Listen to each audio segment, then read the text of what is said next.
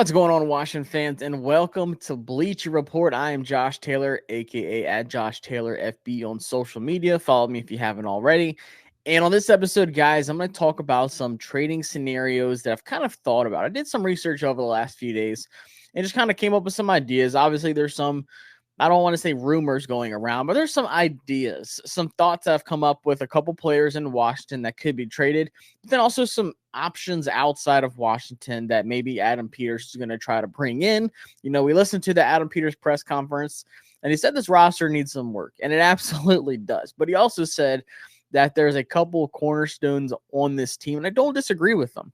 I think we have about 3 or 4 cornerstones on this team. Then outside of that, honestly, everybody else can go and everybody else is replaceable.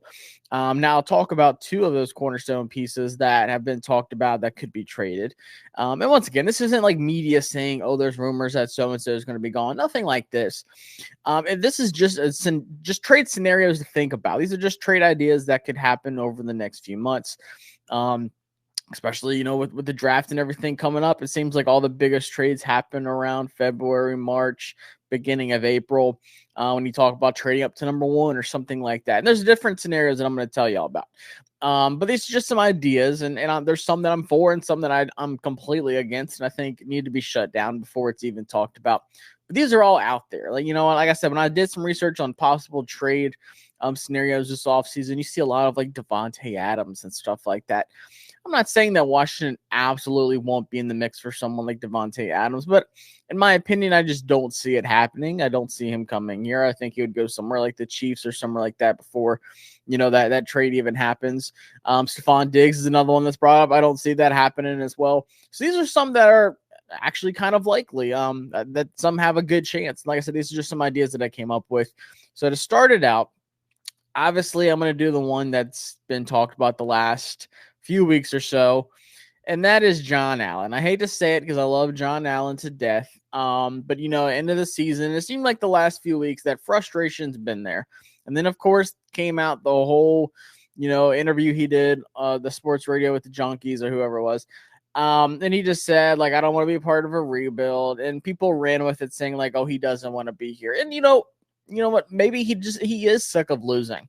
But I think someone like him, like, looks forward to what's coming with Adam Peters and the changes that are taking place. But, you know, I love John Allen. I grew up, you know, I was watching him in Virginia, in high school, when he was playing over in Woodbridge, and then he went to Alabama, my favorite team, of course, watched his whole career at Alabama, and then my team drafts him. So I've been a John Allen fan since he's been in high school, honestly. And the thing with John Allen is he's been around just winning. You know, at Alabama, you win national championships. You win the SEC championship every year. When he was there, I mean, it was just greatness. And then you go to Washington, where it's the complete opposite, sadly, where you're losing games. You're not expected to win much. You know, you have these losing seasons, all the off-the-field stuff, the quarterback carousel, the defense is dead last in the league last year. It's just, you do get sick of that. And, you know, he is, you know, some people disagree with this, but he is a leader on that defense. I think he is the leader on defense. You know, he's a super mature guy. You know, I've gotten to talk to him a couple times, you know, just about the team, and then just, you know, kind of getting to know him as a person, his thought process and stuff like that. And I think John Allen is one of those cornerstones that Adam Peters talks about. I think this is a guy that, you know, when he sits down and talks to him, John Allen's, you know, super professional, regardless of what you think about his press conferences when he's pissed off losing. I'd be the same way. I would much rather him be mad after a loss than be like, yeah, you know, same thing. We just got to watch the tape and see what happened, guys. I don't know. I don't know what happened. No, like, I'm glad that he was mad. I want someone that's going to be fired up, and I want someone that's like, you know, Del Rio gets fired, and you could just tell, like, it's not just John Allen. It's a lot of the players. Everyone was checked out the second half of the season, especially. Everyone was checked out. Everyone knew, like, what was happening. Everyone knew that was the end. We knew it was the end. The guys in the building, they absolutely knew that it was the end. And I think John Allen is a piece that you want to build around. You know, we paid him and we paid Dron Payne. I think both those guys in the middle of the line, that's fine. I'm not worried about the money, nothing like that. Now, if you do trade John Allen, it would have to be for like a high second or a middle second at least.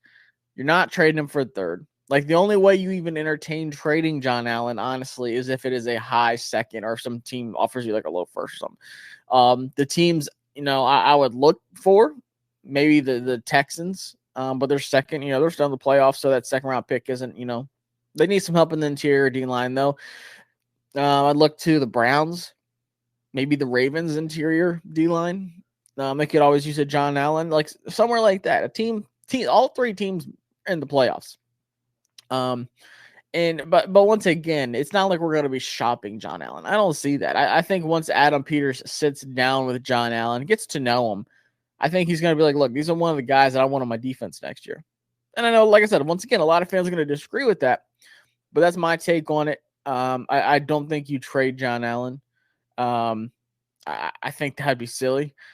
Once again, like, it would have to be something crazy high to even entertain that. And then you got to replace him. You do have Jerron Payne. You have some depth. Mathis has been hurt a lot. You just don't really know if that depth can be starter material. You're going from John Allen to, like I said, Mathis, who has been hurt a good bit, or you draft somebody or you sign someone on free agency. We got a lot of money.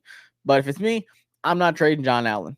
And another player on Washington that I'm not trading, Terry McLaurin, has been brought up. People have talked about it. Do we trade Terry McLaurin? He needs to go somewhere he can win. He's getting old.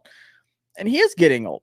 I mean, he's in his high 20s. That 30 mark is where you're pretty much, to a lot of people, that's like the benchmark in the NFL. That's when you're officially old. When you hit 30, which is sad because I'm 30. That's like the outlier. That 30 mark right there is when you're like, ugh. Yeah, you're officially old in the NFL now. We're not going to pay you any big contracts. Your production's going to fall off. But Terry McLaurin is still Terry McLaurin. And I know I was critical of Terry this year because he had more drops than he usually does.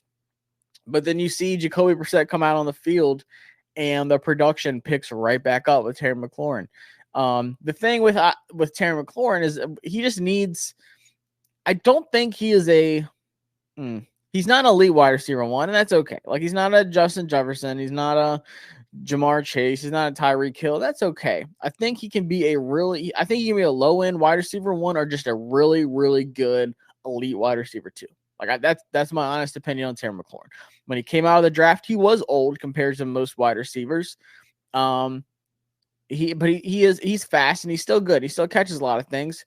He needs work with his hands a little bit because his body catches a lot of things, but that's okay. Terry's still Terry. Terry's still getting them 1,000-yard seasons with 20,000 quarterbacks since he's been in the league. That's just Terry's story. I think Terry McLaurin is still a very good football player. I think Terry needs some help. I could absolutely see Curtis Samuel not coming back this season. He's a free agent. He could probably get a decent sized bag from a team that's going to need a wide receiver, like the Kansas City Chiefs, or the Panthers would probably overpay him like crazy. If the Bengals lose T. Higgins, I would like to see Curtis Samuel on the Bengals. There's just a lot of good fits for him. I just don't think Washington's going to be the spot. I think Adam Peters really wants to revamp this offense. I think, if we do get an offensive-minded guy like Ben Johnson as head coach, he's going to want to kind of just lay out his blueprint and do what he wants to. I think Terry McLaurin can be like his Amon-Ra St. Brown on this offense, but then you need some other little heavy hitters. You need some speed guys that can get deep. We need Jahan Dotson to come back to life. He had a really good rookie season and then kind of fell off this season. But was that on Sam? Was that on the offense? Or was that on Jahan? We don't know. A little bit of everything, honestly. There's a lot of plays where I've seen wide receivers running into each other and running routes and stuff like that just made no sense. But I don't think you trade Terry McLaurin. I think he is one of those cornerstone pieces as well on the team. I think you need him moving forward, that leader. Once again, just having that mentality in the locker room, having that leadership in the locker room alone. And then addition to the production with 1,000-yard seasons, 4 in a row now. That's what you want. And it's really hard to replace a guy like Terry McLaurin. Now, does he have like 2 or 3 years left, like in his, not saying his NFL career, but in like the peak? I think he has about 2 solid years left of like his peak production years. And then you could probably start to see a decline after about 2-3 years. Because like I said, he came into the league old. I think he came when he was drafted, it was like almost like 20. Like he's super old. Let me look up Terry McLaurin's age right now, by the way. But it's just, if you traded him, what does it look like? Probably it's got to be a second. But once again, Now you're stuck trying to get another wide receiver. And I think we can all agree that we already do need another wide receiver to help him out. So yeah, he's 28 right now. He turned 28 in November. Like I said, that 30 mark is really where you start to become old in the NFL. But as of right now, I'm not trading Terry McLaurin. Like, we paid him, leave him here till the end of that contract, and you can revisit things. I think this is a guy who's going to want to be, a part of something special. I think you need players like him in the locker room when you are trying to build, that winning culture that's successful. And Adam Peters talked about what he wants to see on the field. He's like, I want guys who are aggressive. I want guys who are physical. And I think Terry McLaurin is one of the physical guys on the team. You see these contested catches. You see him taking some bad hits across the middle. Terry McLaurin just lays it all out on the line. That's the kind of guys you want to build around.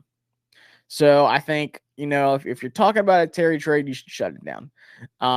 Between John Allen and Terry, I don't see either of them going. If one of them were to be moved, it would probably be John Allen. And like I said, it'd have to be for a high second. Washington doesn't really have that many guys that are, that could be traded. Could you trade Sam Howell? Maybe, but there's no reason unless some team gave you some crazy offer for him, but there's no reason, absolutely no reason to trade him. Like, Sam Howell's going to be here next season, whether we draft a quarterback or not. I saw some people saying, like, maybe you trade Sam. Like, why? You're not going to get anything for him, honestly. If a team's offering you like a third or something, then shoot, yeah, I'd go ahead and draft your quarterback and get something good, but that's not going to happen. No team's going to offer that for Sam Howell. So just keep him on the team. But I really don't see Washington getting rid of any of these two guys. But like outside of that, Washington, maybe Deron Payne. But Washington just doesn't really have that many trade assets on the team this year. And that tells you a lot about the roster, but then also just a lot of free agents this year. There's a lot of free agents. A lot of guys that Adam Peters is going to have to sit down and evaluate and really think about. Now, there's one that is obvious, and fans have talked about it, but I don't think it's getting talked about enough. I think fans really shut down the idea. And it's a possibility. It still needs to be talked about. And, Adam Peters said, when I come there, the next thing is going to be hiring the head coach. And then they're going to evaluate the quarterback position, together. They're going to build their coaching staff out. They're going to sit down with the personnel department, the scouting department. They're going to evaluate everything. But the most important position we know as Washington fans is the quarterback position. They're going to evaluate. And whether you want to draft Caleb Williams, maybe you move up to 1, maybe you stay at 2 and get Drake May, or you get Jaden Daniels or whoever. There's some people that want to trade back and get somebody in the middle first. That's not me, but there are people. But I just want to throw out an idea. And like I said, it's not like the craziest idea, but Justin Fields is likely going to be traded. A lot of people around the league are still pretty sold that the Bears are going to get Caleb Williams at 1. Now, this is the tough part. Ryan Poles has to really separate the emotional side of this situation and the business side of this, because his job is on the line. But do you risk losing your team over this decision?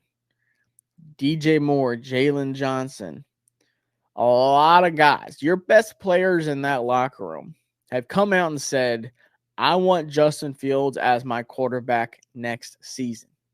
I want him. The whole locker room. And it's not just hey, guys, it's up to the front office. That's not my job. That's not what they're saying. You make we want Justin Fields. DJ Moore said it multiple times. DJ Moore has said it on podcasts with Amon-Ra St. Brown brothers. He said it publicly in the locker room. When your best players are saying we want Justin Fields on this team next year, you have to think of the business side of it, though.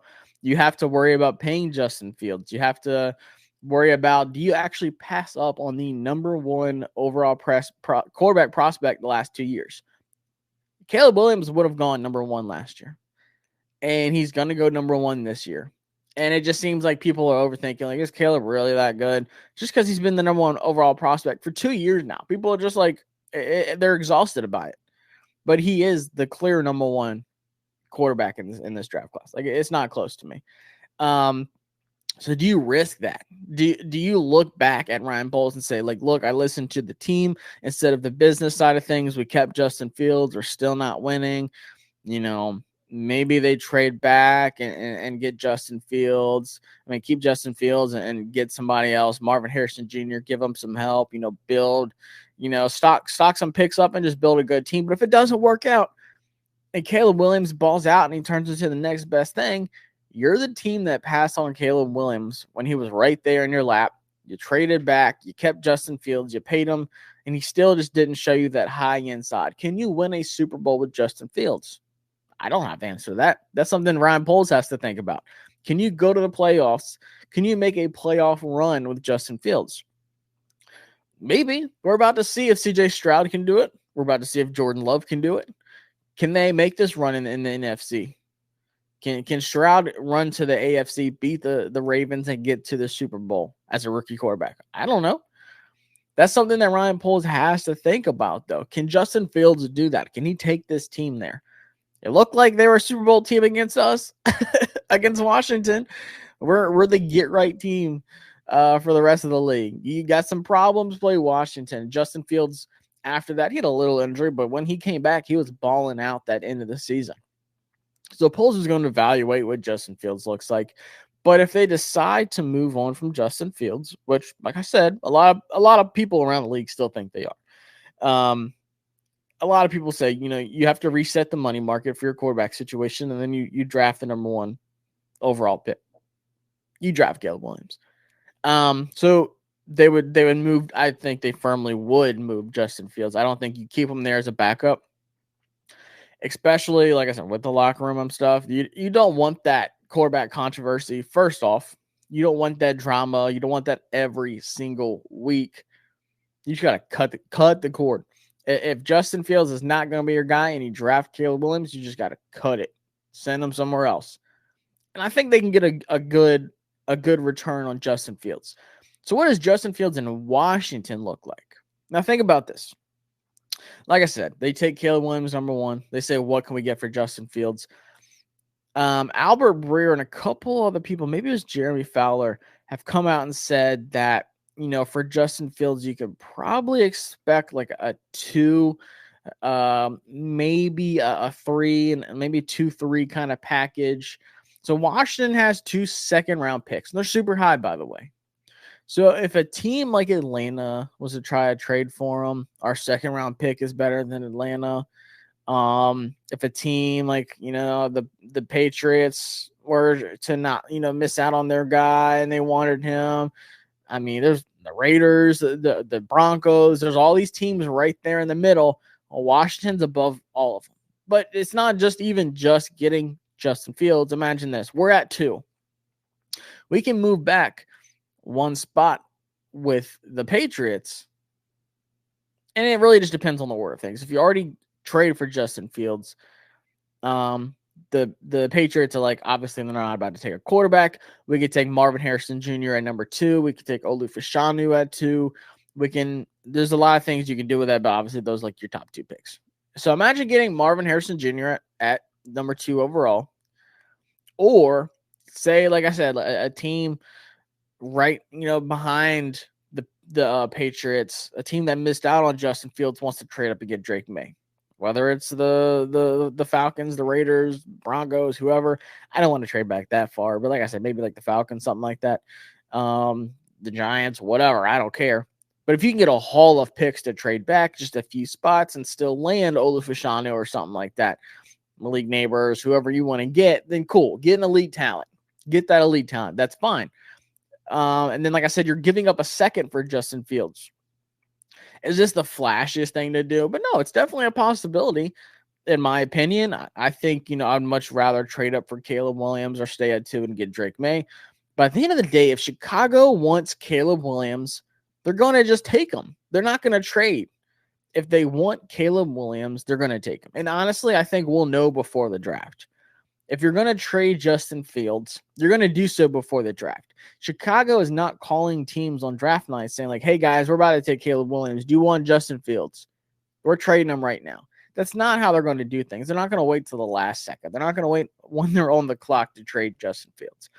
This is going to happen beginning of March, like what happened with the Bears when they got DJ Moore and that, and the Panthers traded up to the number 1 overall pick. That's when it's going to happen, around that time. They're not going to go into draft night with Justin Fields. And if they do, that means they're keeping him, by the way. And that they're going to try to trade out of one. Probably either to Washington or the Patriots, and that's it. Or they're going to take Marvin Harrison Jr. number 1 overall if none of those teams want to trade up. They're going to show their hand before draft night. That's the thing about it. So could Washington trade a second for Justin Fields, stay at 2 and get Marvin Harrison Jr., or trade back a few spots and get like maybe still Marvin Harrison Jr., depends how far you go back, or a Malik Neighbors or Olu Fashanu, Joe Alton, one of those guys, an elite left tackle or an elite wide receiver to help, Justin Fields, your new quarterback. I think it's a possibility. It's enticing. Then you have to worry about the money aspect side of it, though. But what's the upside of Justin Fields? Can he take you where you want to be? Possibly. I think he's really starting to develop. And you see around the league, once again, Jordan Love didn't look pretty at first. But after a while, Jordan Love now looks like a franchise quarterback for the Packers. He's dealing these last few weeks. In big situations, Jordan Love's balling out. And we saw over the last few weeks this season that Justin Fields has that upside to him. This is what we've been waiting for. This is that top 15 pick in Justin Fields. What did he get? Like 10 overall, I think. This is what you've been waiting to see out of Justin Fields. So it is definitely an intriguing situation. But Washington does have the number 2 pick. So maybe you get a younger 21-year-old Drake May who has more of a passing upside than Justin Fields does. He might just need a little bit of time. But at the same time, you can trade for Justin Fields if you want to go that route, see how that goes, and still build a team around him. Like I said, you still have that first-round pick, whether you trade back or you stay at 2, and just get Marvin Harrison Jr. Shoot, Marvin Harrison Jr., Terry McLaurin, Jahan Dotson, Justin Fields. Sounds pretty good to me. Then you build offensive line, throw money on the defense and free agency. That's great. We have another second-round pick. You can get Troy Futanu, Jordan Morgan, Patrick Paul, left tackle, any of those linemen. This is a really deep offensive line draft. So I know I've talked about this one for a little while, but there's just so much to it. How much it would cost to get Justin Fields, what you still have left over, and then also what you can still do with that first pick. Now, is this my top option? Probably not. Like I said, I'm still going Caleb Williams, Drake May. Like, that's the dream for me. Those are the 2. Trade up for Caleb Williams, let the DC guy come back home, or stay at 2, don't do anything, and just take Drake May and ride. That's it. But Adam Peters is going to be exploring all options, and I think we should do the same. Now, outside of Justin Fields, there's 2 kind of out-of-the-box ones I was thinking about. I kind of wanted to think outside the box. The first one here is Evan Neal. And you're like, okay. New York Giants. Right tackle, Evan Neal. Roll Tide, by the way. Went to Alabama. Why is Evan Neal on here? Things have not gone well for Evan Neal with the Giants. And I could absolutely see the Giants moving on from Evan Neal. They need to get that offensive line right. Their offensive line has been way worse than Washington's last year. It was bad. It was really bad. And they've spent draft capital with Evan Neal, Andrew Thomas, John Michael Schmitz now, the center. Of this past season, but they still need some help. He's still super young, by the way. He was a top 10 pick. I think he went 7th. I think Evan Neal just needs a change of scenery. I think a lot of players get in that situation. You can just tell he was frustrated last year. Things just weren't working out. He had a couple nagging injuries. But just think about the upside. Now, what do you even trade for Evan Neal? To be honest with you, I have no idea. Like I said, he was a first-round pick. He was a high pick. I think it was 7th overall. I can't remember the exact draft order, but I think it was 7th overall. Because that was the same year they got Kayvon Thibodeau. What do you even trade for Evan Neal? Because he has had these little injuries. It's not nothing crazy, but he is still super young. And you have to imagine, he was one of the best tackle prospects over the last few seasons. I'd be fine trading a 3rd for Evan Neal. I think it's absolutely worth a 3rd. A 2nd, 3 starts to get to the I don't know stage. Just because he hasn't looked good.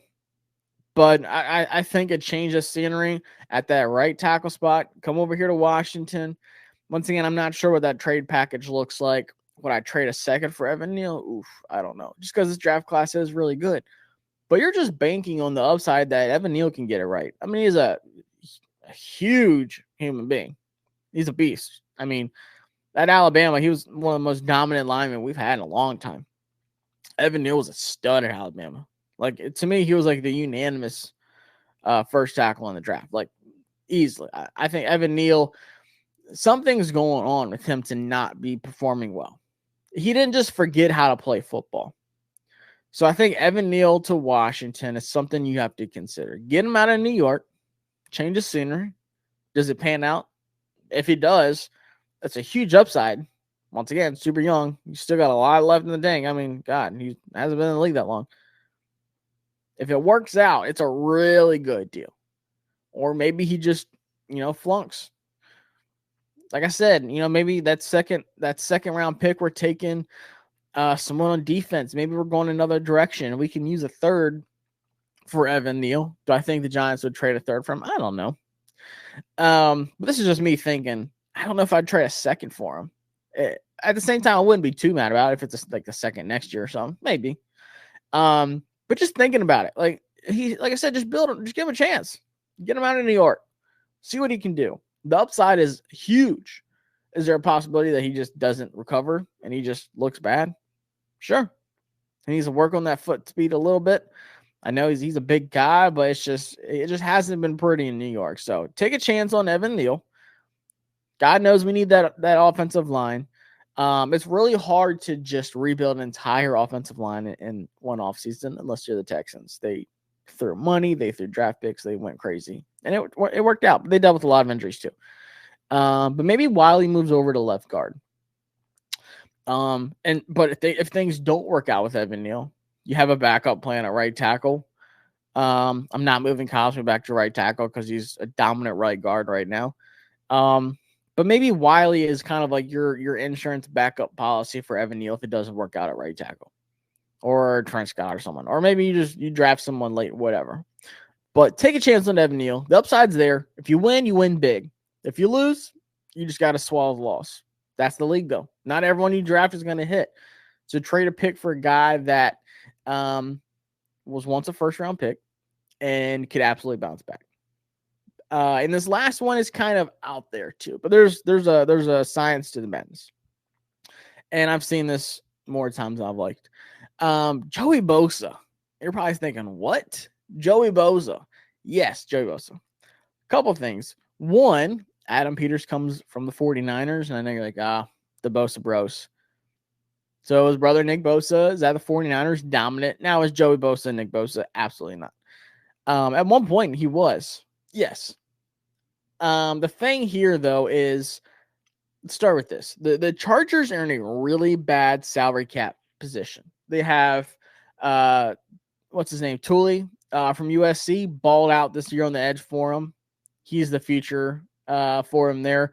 But then they have Bosa and Khalil Mack. And like I said, then they have Keenan Allen, Mike Williams. They have a lot of salary cap situations to figure out next season. And it's not pretty. Now with Bosa, the thing is the last 2 seasons he's had some injuries. He only played and let's see, I think he's missed some games last few seasons. He's only played in 9 games this season and only 5 last year. Now this season he still had 6.5 sacks in 9 games. Last year only 2.5 sacks in 5 games, just dealing with injuries. But the year before that, 10.5 sacks played in every single game. So the thing is, first off, he's getting a little bit old. Second off, he's had these injuries. But third, he's expensive. So if you can get Joey Bosa, he's 28. If you trade for him, first off, you have to rework his contract. And he's got to be able to understand that. He's in a really bad situation, like I said, with the Chargers with their salary cap. They're going to take a hit, but getting rid of Bosa, I want to say, saves them about $15 million next year, according to Spot Track.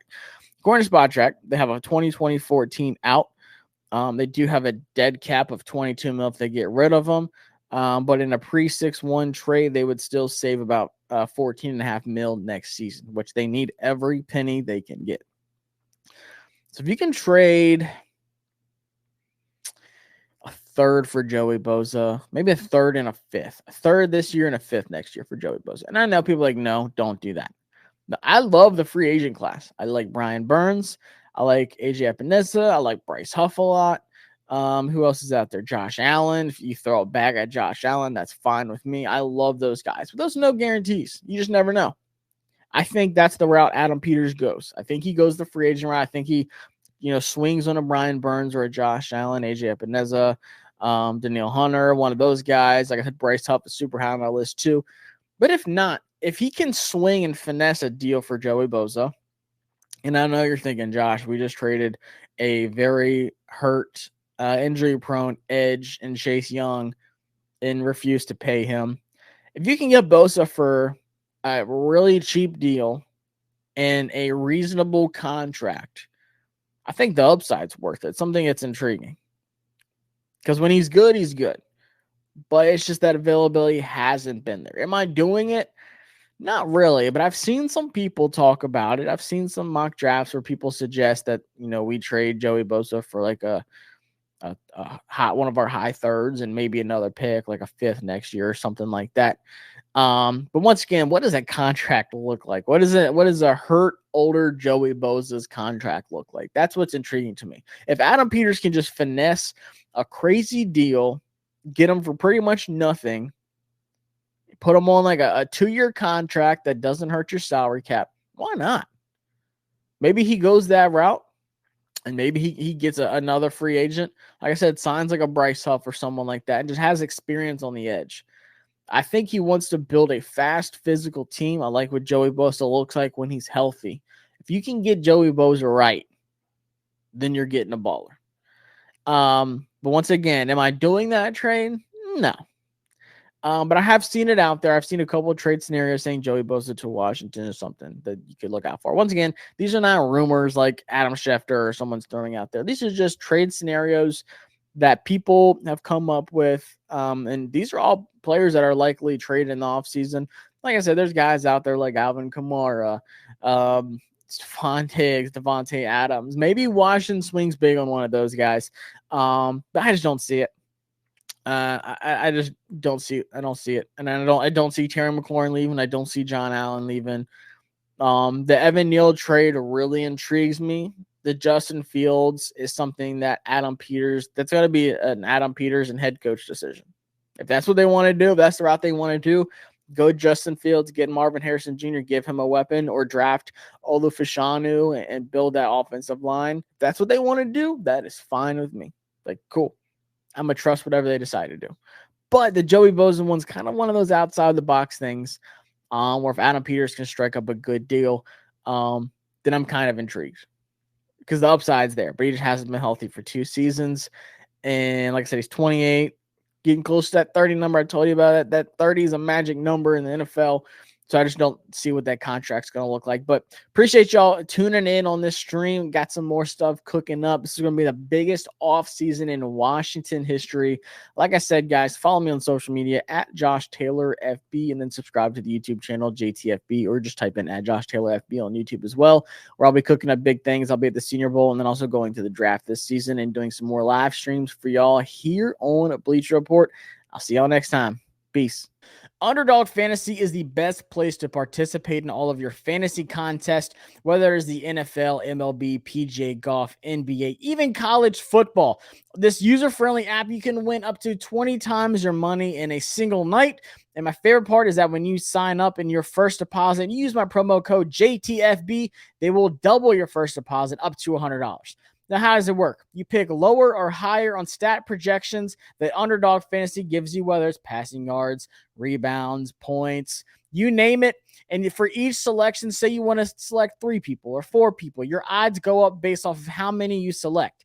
My favorite feature, however, is sometimes I want to make 4 selections and I'm not feeling too confident in all of them.